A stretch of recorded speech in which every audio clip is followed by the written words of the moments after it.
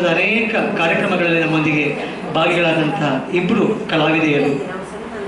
ಅವರು ಒಬ್ಬಳು ನೃತ್ಯ ಕ್ಷೇತ್ರದಲ್ಲಿ ದೊಡ್ಡ ಸಾಧನೆಯನ್ನು ಮಾಡಿದ್ದಾಳೆ, ಇನ್ನೊಬ್ಬಳು ಅವಳ ವಿದ್ಯಾ ಕ್ಷೇತ್ರದಲ್ಲಿ ಡಾಕ್ಟರೇಟ್ ಪದವಿಯನ್ನು ಪಡೆದಿದ್ದಾಳೆ. ಡಾಕ್ಟರೇಟ್ ಪದವಿಯನ್ನು ಪಡೆದಂತಹ ವಿದುಷಿ ಧೀಮಹಿ ಮಟ್ಟು. ಅದೇ ರೀತಿ ನಮಗೆ ಬಹಳ ಹೆಮ್ಮೆ, ನಮ್ಮ ಸಂಸ್ಥೆಯ ಓರ್ವ ಕಲಾವಿದೆ ನಮ್ಮ ಸಂಸ್ಥೆಯ ಒಂದು ಮಟ್ಟದಲ್ಲಿ ನಡೆಯುವಂಥ ಅಥವಾ ನಮ್ಮ ಏನು ಎಕ್ಸಾಮ್ನ ಒಂದು ಸಿಸ್ಟಮ್ ಉಂಟು ಬೋರ್ಡ್ನಲ್ಲಿ, ಅದಕ್ಕೆ ಬೇಕಾದಂಥ ವಿದ್ವತ್ ಪರೀಕ್ಷೆಯನ್ನು ಪೂರೈಸಿಕೊಂಡು ಆನಂತರದ ದಿವಸಗಳಲ್ಲಿ ಅದಕ್ಕೆ ಸಂಬಂಧಪಟ್ಟಂಥ ಉನ್ನತ ವ್ಯಾಸಂಗವನ್ನು ಮಾಡಲಿಕ್ಕೆ ಬೆಂಗಳೂರಿನ ಜೈನ್ ಯೂನಿವರ್ಸಿಟಿಗೆ ಹೋಗಿ ಅಲ್ಲಿ ಏಕಕಾಲದಲ್ಲಿ ನೃತ್ಯದಲ್ಲಿ MA ಮತ್ತು ಇಂಗ್ಲೀಷ್ನಲ್ಲಿ ಸಹ MAಯನ್ನು ಮಾಡ್ತಾ ಇದ್ದಾಳೆ. ಅದು ಆಗಬೇಕಷ್ಟೇ ಕಾಣ್ತದೆ. ನಮಗೆ ಸಂಭ್ರಮ, ಯಾಕಂದರೆ ನಮ್ಮ ಹುಡುಗಿ ಹೋಗಿ ನೃತ್ಯದಲ್ಲಿ MA ಮಾಡಿದ್ದೆ ಅನ್ನೋದಂತೂ ಸಂಭ್ರಮ. ಯಾಕಂದರೆ ರೆಗ್ಯುಲರ್ ಕ್ಲಾಸಿಗೆ ಹೋಗಿ ಮಾಡುವವರು ತುಂಬ ಕಮ್ಮಿ. MAಯನ್ನು ಹೀಗೆ ಕರೆಸ್ಪಾಂಡೆನ್ಸ್ ಕೋರ್ಸ್ನಲ್ಲಿ ಮಾಡುವವರಿದ್ದಾರೆ. ಹಾಗಾಗಿ ವಿಶೇಷವಾಗಿ ಇಬ್ಬರು ಮಾಡಿದಂಥ ಸಾಧನೆಯನ್ನು ಗುರುತಿಸುವಂಥ, ನಮ್ಮ ಮಕ್ಕಳೊಂದಿಗೆ ಗುರುತಿಸಿ ಹಂಚಿಕೊಳ್ಳುವಂಥ ಒಂದು ಕಾರ್ಯಕ್ರಮವನ್ನು ಇವತ್ತು ಇರಿಸಿಕೊಂಡಿದ್ದೇವೆ. ಅದಕ್ಕಾಗಿ ಆಗಮಿಸಿರುವಂಥ ಎಲ್ಲರನ್ನ ಸ್ವಾಗತಿಸ್ತಾ ಇದ್ದೇನೆ. ಈ ಕಾರ್ಯಕ್ರಮಕ್ಕೆ ಸಖಿ ಗೀತದ ಮನೆಯೊಡೆಯ ಒಡತಿ ಪ್ರೊಫೆಸರ್ ಮುರಳೀಧರ ಉಪಾಧ್ಯಾಯ ಮತ್ತು ಶಾರದಾ ಉಪಾಧ್ಯಾಯ ದಯವಿಟ್ಟು ವೇದಿಕೆಯ ಮೇಲ್ಭಾಗಕ್ಕೆ ಬರಬೇಕು, ವೇದಿಕೆಯಲ್ಲಿ ಆಸೀನರಾಗಬೇಕು. ಮಾನಸಿ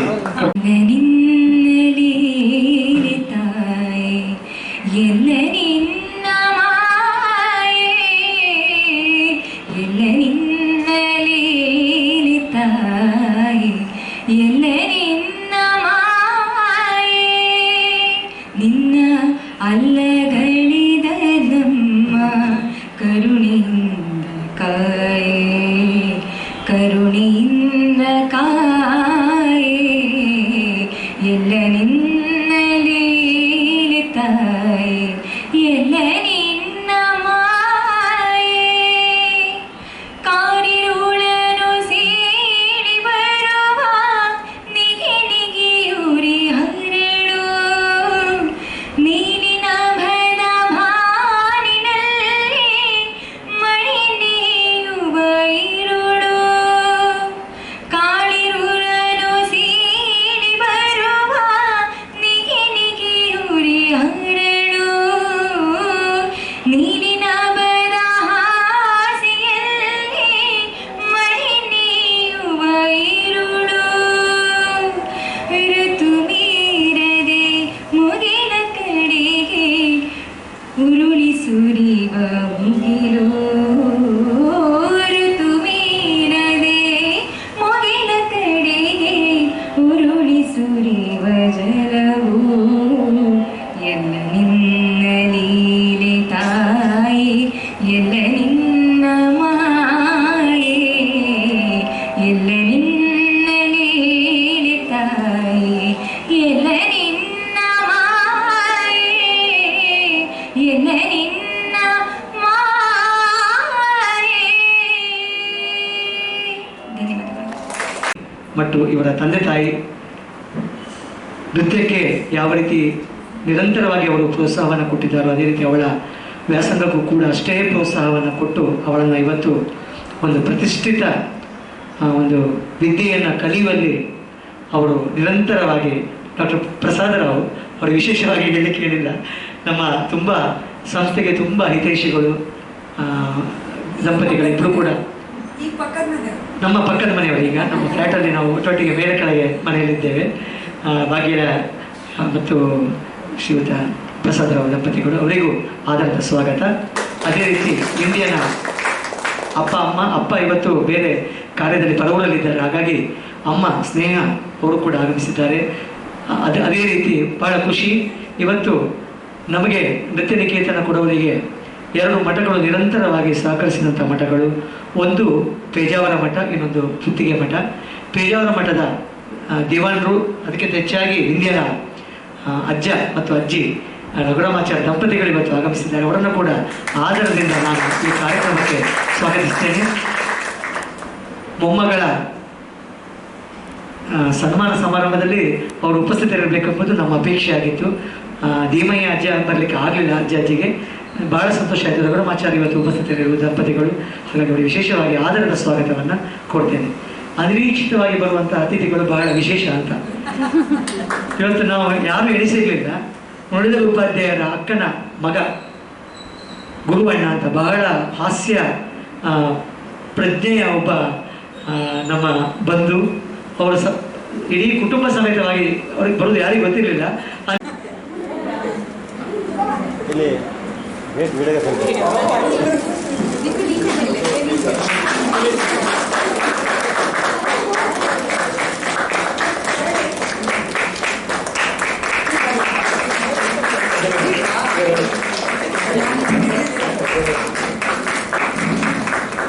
ಹಾಗೆ ಕೂತ್ಕೋ. ಇದು ಬ್ಯಾಲೆನ್ಸ್ ಇಲ್ಲ, ಒಂದು ನಿಮಿಷ. ಹಾಂ ಸರಿ ಸರಿ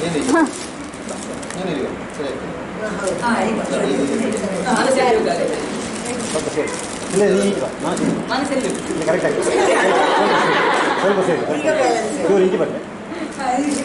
ಹಾಂ ಸರಿ ಸ್ವಲ್ಪ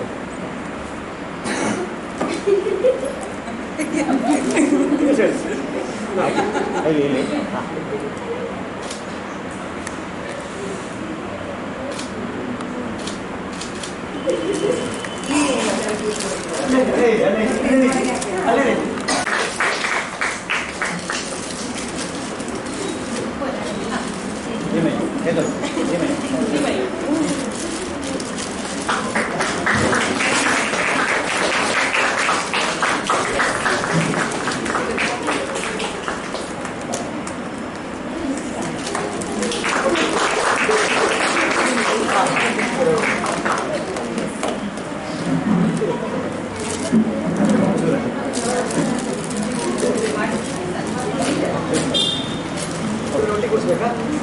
ಅದು ಮತ್ತೆ ಒಂದಕ್ಕೆ ಅಷ್ಟೇ, ಒಂದು ಕುರ್ಚಿ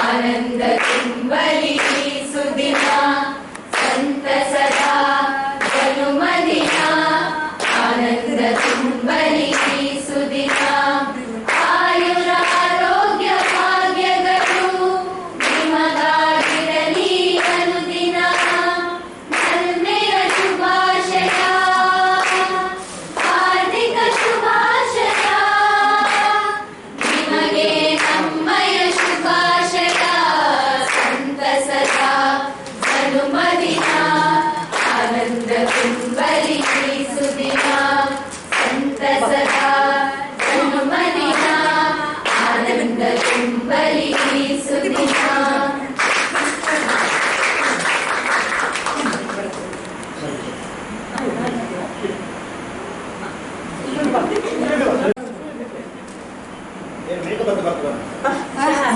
ಪೌಡರ್ ಮಾಡೋದು ಸ್ವಲ್ಪ ಸ್ವಲ್ಪ ಸ್ವಲ್ಪ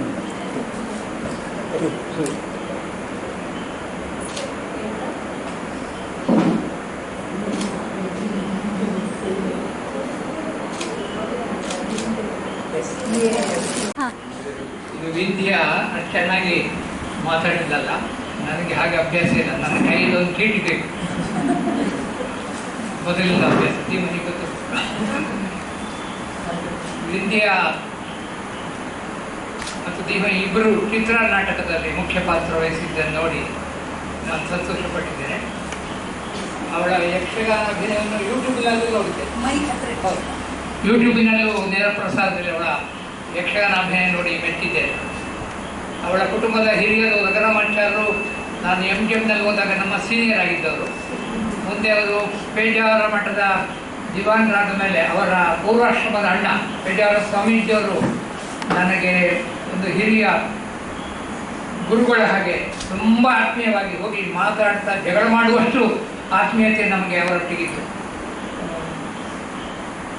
ಧರ್ಮಸ್ಥಳದ ಹೆಗ್ಗಡೆಯವರು ನನಗೆ ಮತ್ತು ಹೆರಂಜಿಯವರಿಗೆ ಒಂದು ಕೆಲಸ ಕೊಟ್ಟರು.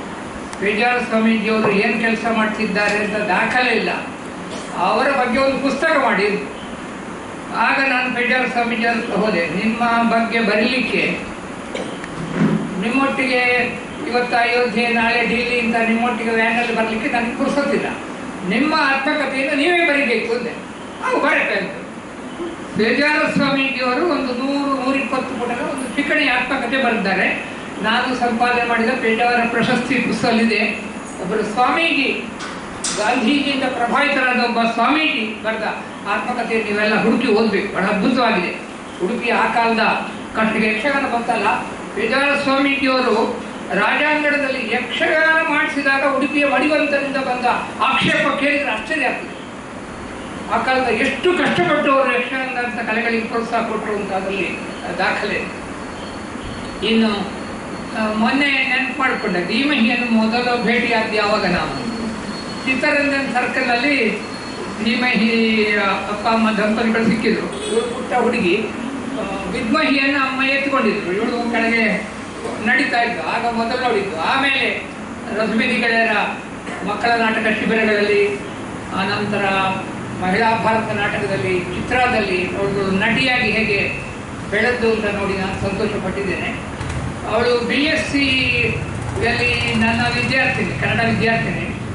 ನಾನು ಕ್ಲಾಸಿಗೆ ಹೋಗುವಾಗ ಒಂದು ಪುಸ್ತಕ, ವಿಜ್ಞಾನ ಪುಸ್ತಕ ಏನಾದರೂ ಕೊಟ್ಟು ನಾಳೆ ಇದನ್ನು ಓದಿ ಯಾರಾದರೂ 10 ನಿಮಿಷ ಮಾತಾಡಬೇಕು ಅಂತ ಹೇಳ್ತಾ ಇದ್ದೆ. ಹಾಗೆ ಅವಳಿಗೆ ಕೊಟ್ಟ ಪುಸ್ತಕ ಬಹುಶಃ CNR ಅವರ ಜೀವನ ಚರಿತ್ರೆಯನ್ನು ಕೊಟ್ಟು ಮಾತಾಡೋದೆ. ಅವಳು ಮರುದಿನ ಒಂದು 10 ನಿಮಿಷ ಅದರ ಬಗ್ಗೆ ಮಾತಾಡಿದ್ದು ವಿಡಿಯೋ ಇಲ್ಲ. ಎಷ್ಟು ಚೆನ್ನಾಗಿತ್ತು ಅಂದರೆ ನಾನು ಆಶ್ಚರ್ಯಪಟ್ಟಿದ್ದೆ. ಈ ಹುಡುಗಿ ವಿಜ್ಞಾನದಲ್ಲಿ ಮುಂದುವರೆದ ಏನಾಗ್ಬೋದು ಅಂತ. ನಾವು ಆಶ್ಚರ್ಯಪಡುವ ಹಾಗೆ ಇಡೀ ದೇಶದ 6 ಮಕ್ಕಳಿಗೆ ಸಿಕ್ಕುವಂಥ ಒಂದು ಸ್ಕಾಲರ್ಶಿಪ್ ಅವಳಿಗೆ ಸಿಕ್ಕಿತು. ಬೆಂಗಳೂರಿನ ಪ್ರತಿಷ್ಠಿತ ವಿಜ್ಞಾನ ಇನ್ಸ್ಟಿಟ್ಯೂಟ್ನಲ್ಲಿ ಅವಳು MSc PhD ಮುಗಿಸಿದ್ದಾಳೆ.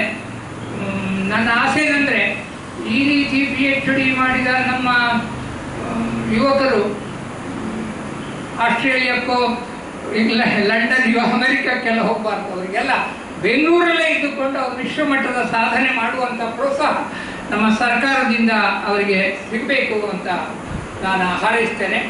ಇನ್ನೊಂದು ಆಸೆ ಇತ್ತು ನನಗೆ. ಇವತ್ತು ನಾವು ವೇದಿಕೆ ಸರಿಯಲ್ಲ. ನಾನೊಂದು ರಿಸರ್ಚ್ ಇನ್ಸ್ಟಿಟ್ಯೂಟ್ನವರಿಗೆ ಹೇಳಿದ್ದೇನೆ, ನನ್ನ ಸ್ಟೂಡೆಂಟ್ ಒಬ್ಬಳು ಬಹಳ ಒಂದು ವಿರಳವಾದ ವಿಷಯದಲ್ಲಿ PhD ಮಾಡಿದ್ದಾಳೆ. ಅವಳಿಂದ ಕನ್ನಡದಲ್ಲಿ ಅದರ ಬಗ್ಗೆ ಮಾತಾಡ್ತಾರೆ. CNR ಅವರು ಕನ್ನಡದಲ್ಲಿ ಮಾತಾಡ್ತಾ ಇದ್ರು. 8ನೇ ಕ್ಲಾಸಿನ ಮಗುವಿಗೂ ಅರ್ಥ ಆಗುವ ಹಾಗೆ ನಾವು ವಿಜ್ಞಾನಿಗಳು ಮಾತಾಡಬೇಕು, ಆಗಲೇ ಕನ್ನಡ ಬೆಳೆಸುವುದು ಸಾಧ್ಯ ಅಂತ ಅವರು ಹೇಳಿದ ನೆನಪಾಗ್ತದೆ. ಪೂರ್ಣಪ್ರಜ್ಞಾ ಕಾಲೇಜಿನಲ್ಲಿ ಎಲ್ಲ ದೊಡ್ಡ ವಿಜ್ಞಾನಿಗಳನ್ನು ಕರೆದು ಸ್ವಾಮೀಜಿಯವರು ಈ ಮಕ್ಕಳಿಗೆಲ್ಲ ಅವರ ಭಾಷಣ ಕೇಳುವ ಹಾಗೆಲ್ಲ ಅವಕಾಶ ಮಾಡಿಕೊಟ್ಟಿದ್ರು. ಒಂದು ರಿಸರ್ಚ್ ಇನ್ಸ್ಟಿಟ್ಯೂಟ್ನ ಹತ್ರ ಕೇಳಿಕೊಂಡಿದ್ದೇನೆ, ಧೀಮಹಿ ಒಂದು ಭಾಷಣ ಮಾಡಿಸಿ ನಾನು ಕೇಳಬೇಕಂತ. ಅದಕ್ಕೆ ಯಾವಾಗ ಅವಕಾಶ ಸಿಗ್ತದೆ ಅಂತ ನೋಡಬೇಕು. ಅವರಿಬ್ಬರಿಗೂ ಅಭಿನಂದನೆ ಹೇಳಿ, ಇಲ್ಲಿ ನರ್ತನಿಕೇತನದ ಅಭಿನಂದನೆ ಅಲ್ಲದೆ ನಮ್ಮ ವೈಯಕ್ತಿಕ ನನ್ನ ಒಂದು ಅಭಿನಂದನೆ ಇನ್ನೊಬ್ಬಳಿಗೆ ಹೇಳಬೇಕು. ನಮ್ಮ ಸುರಭಿಗೆ. ಸುರಭಿ SLC ಪರೀಕ್ಷೆ ಓದುವಾಗ ನಮ್ಮಿಬ್ಬರಿಗೂ ಟೆನ್ಷನ್ ಇತ್ತು. ಯಾಕಂದರೆ ನಾನು ಆ ಕಾಲದಲ್ಲಿ SLC ಪರೀಕ್ಷೆಯಲ್ಲಿ ಮ್ಯಾಥ್ಸ್ನಲ್ಲಿ 70 ಮಾರ್ಕಿದು ಮಾತ್ರ ಅಟೆಂಪ್ಟ್ ಮಾಡಿ 64 ಮಾರ್ಕ್ ತಗೊಂಡ. 70 ಮಾರ್ಕಿದೆ ಅಟೆಂಪ್ಟ್ ಮಾಡಿದ್ರು. ಟೈಮ್ ಸಾಕಾಗುತ್ತೆ. ಈ ಸುರಭಿಗೆ ಏನಾದರೂ ಸಮಸ್ಯೆ ಆಗ್ತದೋ ಅಂತ ನನಗೆ ಹೆದರಿಕೆ. ಸುರಭಿ 91 ಮಾರ್ಕಿದ್ದೆ ಅಟೆಂಪ್ಟ್ ಮಾಡಿ 75 ತಗೊಂಡು ಮತ್ತೆ 1 ತಿಂಗಳು ಮೊದಲೇ ನಮ್ಗೆ ಹೇಳಿದ್ದಾಳೆ, ನೀವು ಟೆನ್ಷನ್ ಮಾಡಬೇಡಿ, ನನಗೆ ಕಾನ್ಫಿಡೆನ್ಸ್ ಇದೆ, ನಾನು ಮಾರ್ಕ್ ತೆಗಿತೇನೆ ಅಂತ. ಹಾಗೆ ಭಾಳ ಒಳ್ಳೆಯ ಮಾರ್ಕು, 93% ಮಾರ್ಕ್ಗಳು ತೆಗೆದು ನಾನು ಕಲಿತ MGM ಕಾಲೇಜಿಗೆ ಸೇರಿದ್ದಾಳೆ. ಅದು ನನಗೆ ಅವಳಿಗೂ ನಮ್ಮ ಕುಟುಂಬದ ಪರವಾಗಿ ಅಭಿನಂದನೆಗಳು. ನಾನು ಕೊಡ್ಲಿಕ್ಕುಂಟ?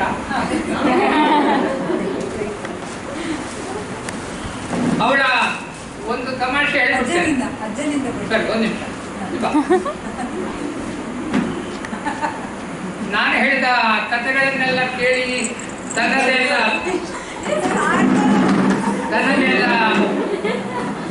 ಮಸಾಲೆ ಸೇರಿಸಿ ಅವಳೊಂದು ಕಥಾ ಸಂಕಲನ ಬರೆದಾಳೆ.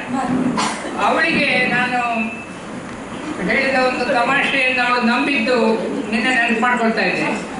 ಚಿಕ್ಕ ಹುಡುಗಿಗೆ ತಲೆ ಕೂದಲೆಲ್ಲ ಕತ್ತರಿಸಿದ್ರು, ಎಷ್ಟು ವರ್ಷ ಪ್ರಾಯದಲ್ಲೇ. ಆಗ ಅವಳು ಅಳ್ತಾ ಇದ್ದು ದಿನ, ನನ್ನ ತಲೆ ಬೋಳಿಸಿದ್ರು. ಆಗ ನಾನೊಂದು ಯಾವುದೋ ಕಾದಂಬರಿಯ ಕಥೆ ಹೇಳಿ, ಆ ಕಾದಂಬರಿಯಲ್ಲಿ ಆದ ಹಾಗೆ ನಿನ್ನ ಜಡೆ ಕೂಡ ಕೊಡವೂರಿಂದ ದೊಡ್ಡಗುಡ್ಡೆವರೆಗೆ ಬೆಳೀತದೆ ಅಂತ ಹೇಳ್ತಾ ಇದ್ದೆ. ಅದನ್ನು ನಮಗೆ ಹೌದಾ, ಕೊಡವೂರಿಂದ ದೊಡ್ಡಗುಡ್ಡೆವರೆಗೆ ನನ್ನ ಜಡೆ ಬೆಳೀತದ ಅಂತ ಅವಳು ಅದಕ್ಕೆ ಪ್ರತಿಕ್ರಿಯೆ ಹೇಳ್ತಾ ಇದ್ದದ್ದು ನೆನಪಾಗ್ತದೆ. ಅವಳಿಗೂ ಅಭಿನಂದನೆಗಳು. ನಮ್ಮಂಥವರ ಹುಟ್ಟುಹಬ್ಬ ಮುಖ್ಯ ಅಲ್ಲ, ಇಲ್ಲಿ ನಾವು ಈ ಮನೆಯಲ್ಲಿ ನೆಮ್ಮದಿಯಲ್ಲಿ ಇರಲಿಕ್ಕೆ ಈ ಮಕ್ಕಳೆಲ್ಲ ಕಾರಣ. ನಮ್ಮ ಮನೆ ಎಂಬುದು ಕಿಶೋರಮಠರಂತರ ಬಾಲವಂತ ಹಾಗೆ ನಿತ್ಯವೂ ಮಕ್ಕಳು ಇಲ್ಲಿಗೆ ಮಾಡಲಿಕ್ಕೆ ಬರೋದು, ರಿಹರ್ಸಲ್ ಮಾಡಲಿಕ್ಕೆ ಬರೋದು, ನಾಟಕದ ಬಗ್ಗೆ ಮಾತಾಡಲಿಕ್ಕೆ ಬರೋದು ಅಂತ ಹಾಗೆ ಬರ್ತಾ ಇರುವುದರಿಂದ ನಾವು ಈ ಮನೆಯಲ್ಲಿ ನೆಮ್ಮದಿಯಾಗಿದ್ದೇವೆ. ಇಲ್ಲವಾದರೆ ಒಬ್ಬಳು ಮಗಳು ಪೋಯಿಟಲ್ಲಿದ್ದಾಳೆ, ಇವಳಲ್ಲಿ ಅದು ಇಂಜಿನಿಯರಿಂಗ್ ಮಾಡಿ ಇವಳು ಹೇಳುವಾಗ ನೆನಪಾಯ್ತು ನಾನು ಅವಳನ್ನು ಇಂಗ್ಲೀಷಿಗೆ ಸೇರಿಸಿದ್ದು. ಇನ್ನೇನು ಮಾಡಿದರೆ ಅವಳು ಜರ್ಮನಿಗೋ ಅಮೆರಿಕಕ್ಕೋ ಬೆಂಗಳೂರಿಗೋ ಹೋಗಿದ್ರೆ ನಾವಿಲ್ಲಿ ಮನೆಯಲ್ಲಿ ಇಬ್ಬರೇ ಇರಬೇಕಾಗ್ತಿತ್ತು. ಆ ರೀತಿ ನಾವಿಲ್ಲಿ ನೆಮ್ಮದಿಯಲ್ಲಿರುವ ಹಾಗೆ ಕಾರಣ ಆದವರು ನೀವೆಲ್ಲ ಮಕ್ಕಳು. ನೀವು ಇವತ್ತು ಬಂದದ್ದು ಸಂತೋಷ.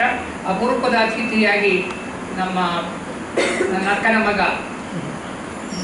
ಗುರೂಜಿ ಅಂತ ನಾನು ಅವನು ಕರೆಯುವುದು. ಬೊಂಬಾಯಿಯ ಬಹಳ ಪ್ರಸಿದ್ಧ ಒಂದು ದೇವಸ್ಥಾನದ ಅರ್ಚಕರವರು. ಹಿಂದಿ, ಕನ್ನಡ, ತುಳು, ಮರಾಠಿ ಯಾವುದೇ ಭಾಷೆಯಲ್ಲಿ ಅಲ್ಲಿ ತನ್ನ ದೇವಸ್ಥಾನದ ಅಭಿಮಾನಿಗಳಿಗೆ ಪ್ರವಚನವನ್ನು ಆಶೀರ್ವಾದವನ್ನು ಕೊಡುವಂಥ ಒಬ್ಬ ನಾವೆಲ್ಲ ಮೆಚ್ಚುವ ನಮ್ಮ ಕುಟುಂಬದ ಹುಡುಗ. ಅವರು ಎಲ್ಲ ಬಂದದ್ದು ಸಂತೋಷ ಆಗಿದೆ. ಎಲ್ಲರಿಗೂ ಧನ್ಯವಾದ ಹೇಳುತ್ತಾ ನನ್ನ ಮಾತು ಮುಗಿಸ್ತೇನೆ.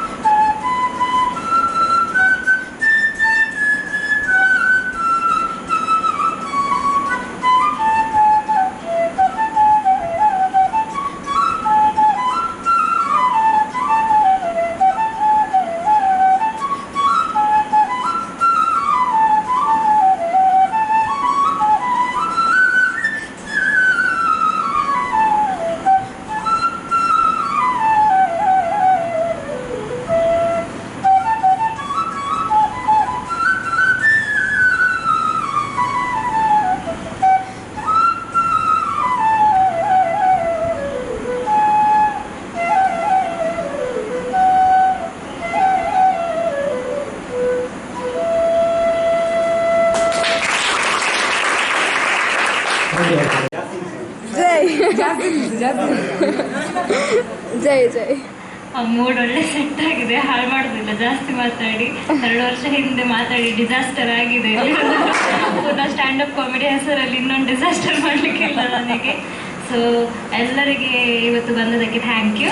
ಮತ್ತು ಇವತ್ತು ಅಜ್ಜನದ್ದು 75 ಇಯರ್ಸ್ ಇದು ಬರ್ಡೇ ಸೆಲೆಬ್ರೇಷನ್. ಹೀಗೆ ನಾವು ಇನ್ನೂ ಜಾಸ್ತಿ ಬರ್ಡೇ ಸೆಲೆಬ್ರೇಷನ್ ಮಾಡಲಿ ಅಂತ ಹೇಳಿ ಆಗಲಿ. ಮತ್ತು ಕಂಗ್ರ್ಯಾಚುಲೇಷನ್ಸ್ ದೀಮಾ ಅಕ್ಕನಿಗೆ, ಕಂಗ್ರ್ಯಾಚುಲೇಷನ್ಸ್ ವಿಂಗನಿಗೆ. ಬಂದವರೆಲ್ಲ ತಿಂದೇ ಹೋಗಬೇಕು. Thank you. ಧನ್ಯವಾದಗಳು. ಈ ಕಾರ್ಯಕ್ರಮಕ್ಕೆ ಆಗಮಿಸಿರುವಂಥ ಎಲ್ಲ ಹಿರಿಯರಿಗೆ, ಅದೇ ರೀತಿ ವಿದ್ಯಾರ್ಥಿಗಳಿಗೆ ಒಂದೇ ಮಾತಿನಲ್ಲಿ ಧನ್ಯವಾದವನ್ನು ಅರ್ಪಿಸ್ತಾ, ಅದೇ ಊಟಕ್ಕೆ ಮೊದಲು ಒಂದು ಮಕ್ಕಳೊಟ್ಟಿಗೆ ಒಂದು ಗ್ರೂಪ್ ಫೋಟೋವನ್ನು ಮಾಡಿ ಮುಗಿಸುವ. ಅದಾದ ನಂತರ ಊಟಕ್ಕೆ ಮಕ್ಕಳು ರೆಡಿ ಮಾಡಿಕೊಡ್ಬೇಕು. ವಸುಂಧರನ ಜವಾಬ್ದಾರಿಯಲ್ಲಿ ಊಟ ತಯಾರಾಗಿದೆ, ಅದನ್ನು ರೆಡಿ ಮಾಡಬೇಕು.